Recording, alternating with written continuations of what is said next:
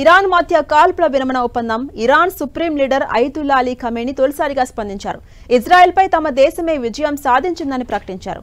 America స్థావరాలపై దాడి చేయడం ద్వారా అగ్రరాజ్యానికి గట్టి చెంపపెట్టు లాంటి సమాధానం ఇచ్చామని వ్యాఖ్యానించారు.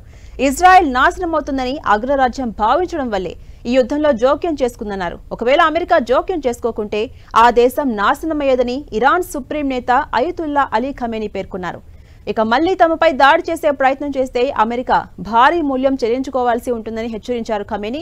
ఇరాన్లోని 3 అణు కేంద్రాలపై బంకర్ బ్లస్టర్ బాంబులు, క్రూజర్ క్షిపణులతో అమెరికా చేసిన దాడులు విఫలమయ్యాయని పేర్కొన్నారు. మరోవైపు ఖతార్లో అమెరికా స్థావరంపై తాము చేసిన దాడికి చాలా ప్రాధాన్యం ఉందని చెప్పారు.